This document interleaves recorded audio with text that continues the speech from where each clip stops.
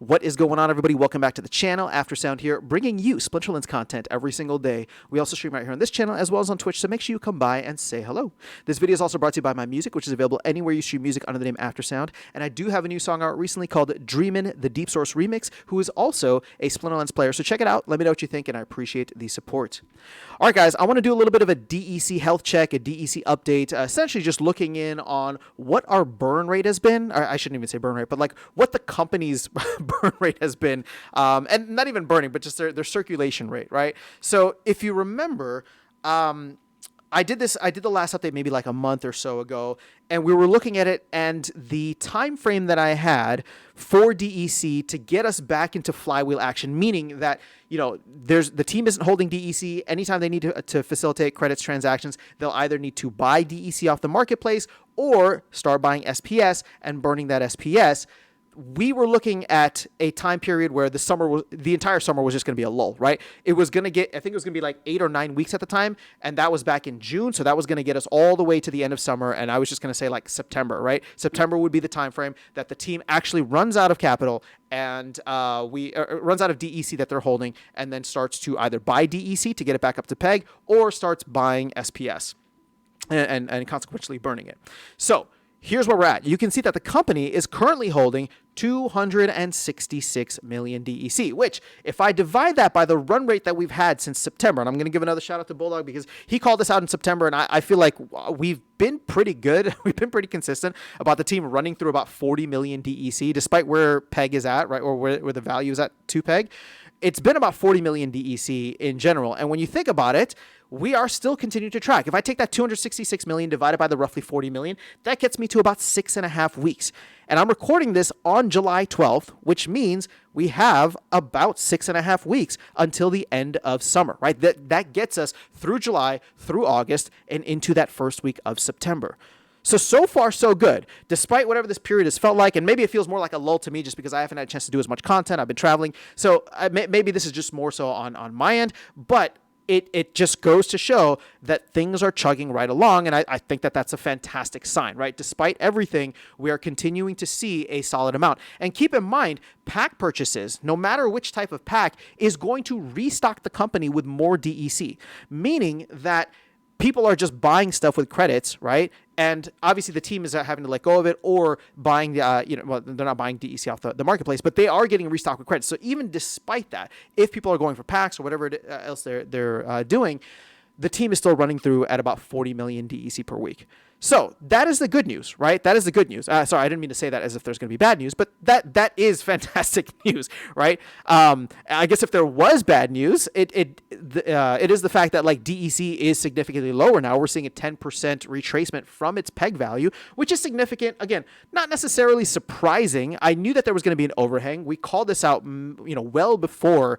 This was probably one of my biggest fears. It's just I didn't know how bad it was going to be. And so this is where I was at. If I'm going to be honest with you guys for a second here, one of the things as we were going into the Conclave Arcana presale, let's say we had sold out, right? Let's say it had just been an absolutely massive thing.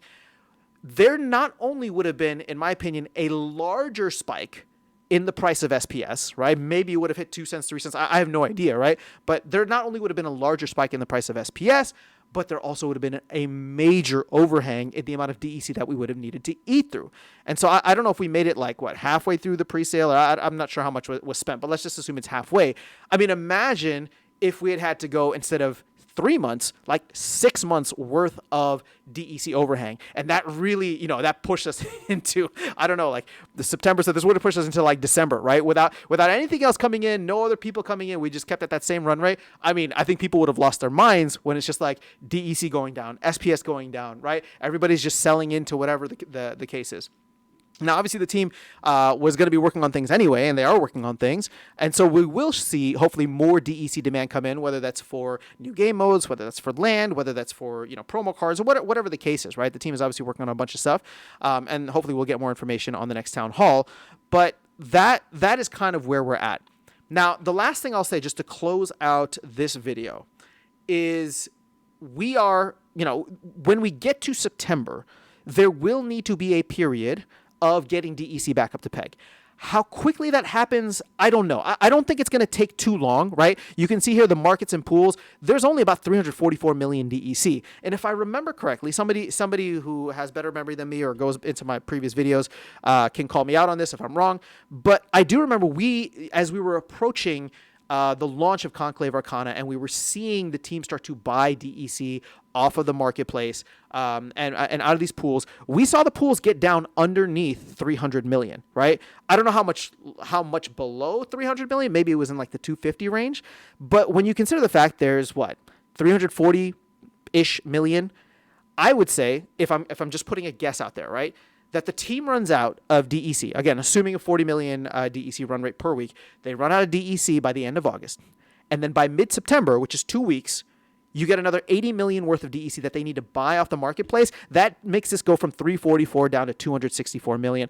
I think that should be enough to get DEC back up to peg, which means the flywheel would start roughly again in mid-September. Now, when I say this, that the flywheel would start in mid-September, it is not a like, oh my gosh, SPS is going to start going to the moon. And again, I'm not talking about any other external factors, like if Bitcoin does its thing and we get all season, but I'm simply talking about the fact that the team will have to start buying SPS at a rate of roughly $30,000 to $40,000 a week in order to compensate, right, buy and burn that SPS off the marketplace in order to facilitate back-end transactions.